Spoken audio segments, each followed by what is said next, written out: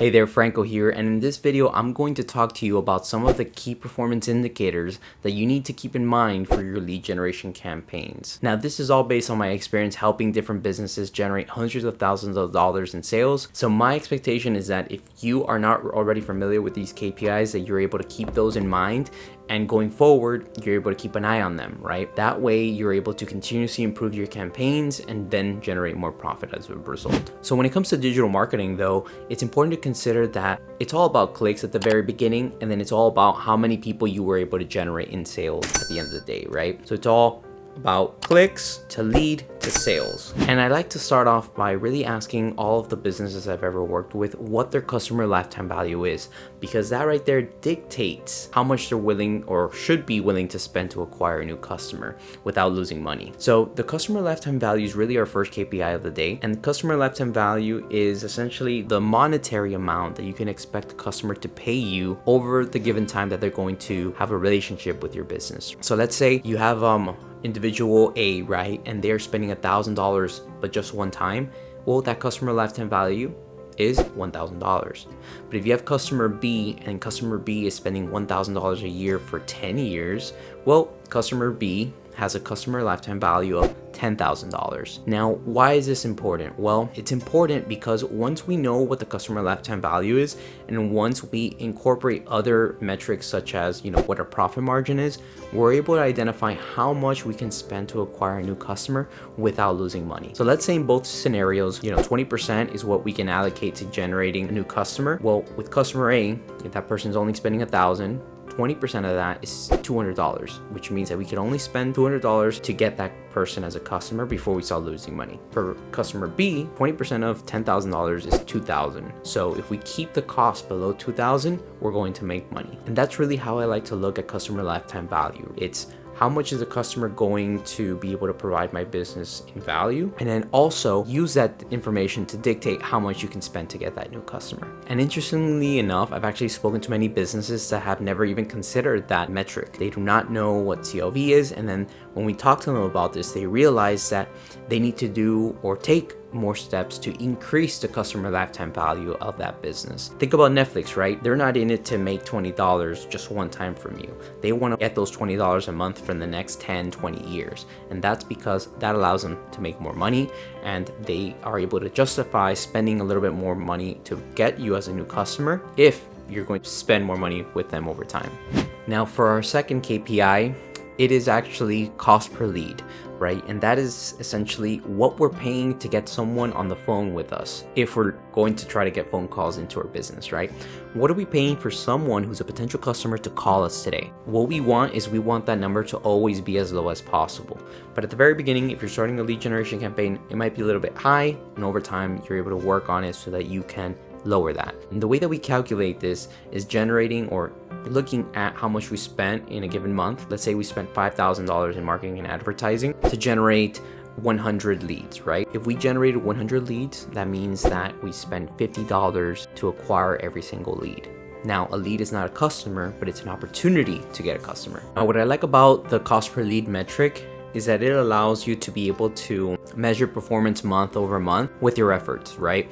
If one month you're generating leads at $50, another month at $100, another month at $75, well, you're able to generate what the average is for a given year. But let's say that you want to continuously work on decreasing that cost per lead. Well, as soon as you're able to track where you're at right now, you can do different things such as updating your landing page, maybe changing the ad copy, changing the different targeting to see which of those has a better impact on that cost per lead, so that you're able to double down on what's working and bringing down the cost per lead, so that at the end of the day, with the same budget, you're able to generate even more calls to your business.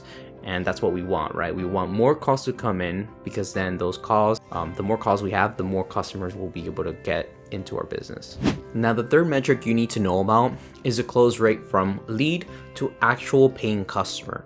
Like I mentioned, a lead is not going to pay you. They're just interested in information, versus an actual paying customer is going to be paying you hopefully a lot of money over a long period of time. But it's important to look at this metric because this is essentially where, as an agency, I've come across many opportunities for businesses, because most businesses, they don't have a really good sales process, right?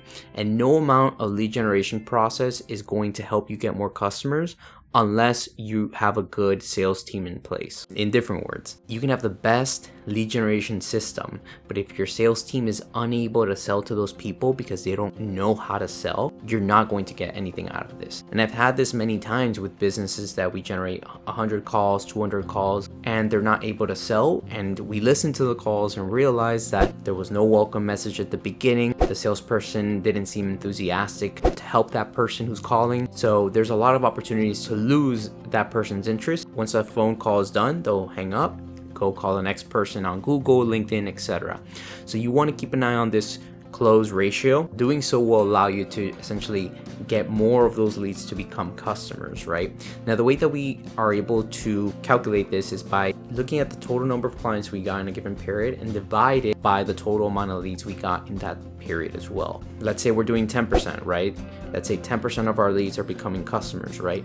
Now this gives us a baseline to work with. Okay, this month we're at 10%. What can we do to get to 20%, to 30%, etc.? This really involves us looking at this number month over month, just like with the other metrics, right? And this is where we're able to implement different things such as call scripts, such as a really good follow-up process. So we're not just ending the phone call and that's it, they're not hearing from us ever again, but they are calling back, or the sales team is calling back a few days later, a few weeks later, maybe even a few months later, to see if that person's ready to buy.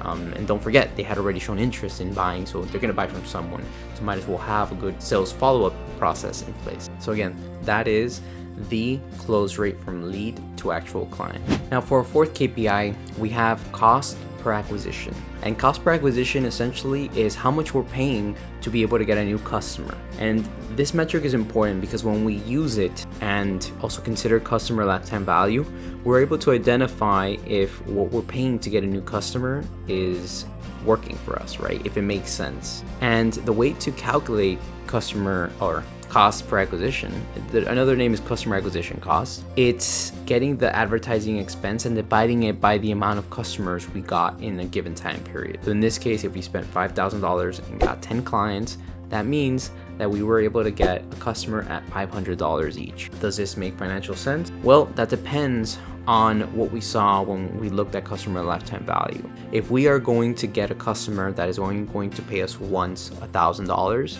then paying $500 might not make sense. Remember, we looked at how much we're able to spend to get a new customer when we take into consideration other things like profit margin. If we're paying $500 to get a customer that's going to pay us $1,000, probably doesn't make sense. But if we are paying $500 to get a customer that's going to pay $10,000 over 10 years, well, that one makes financial sense because, as we discussed, if 20% of that 10,000 we're able to allocate it towards marketing, then remember that was 2,000. We're only spending $500 to get a new customer. That makes financial sense. So I like to look at cost per acquisition as a metric to determine if what we're doing right now is making sense for us, right?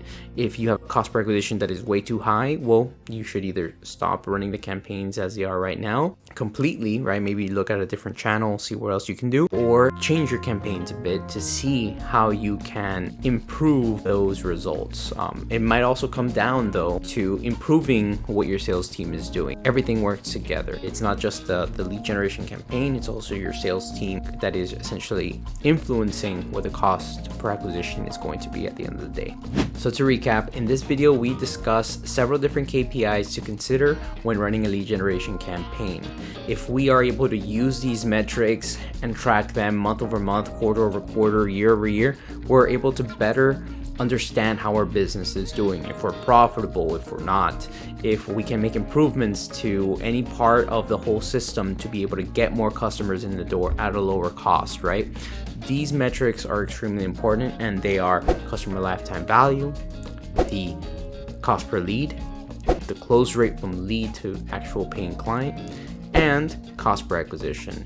So now that you have these, I hope that you keep an eye on them if you haven't already done so, and that you are able to continuously work on improving those numbers, whether it be increasing customer lifetime value or decreasing cost per acquisition. With that being said, thank you so much for looking at this video, and I hope that you learned something new. Again, I like to help different business owners understand what it is that I've learned from other business experiences. So if you like these videos, make sure to follow. And with that being said, I'll see you in the next one. Thank you.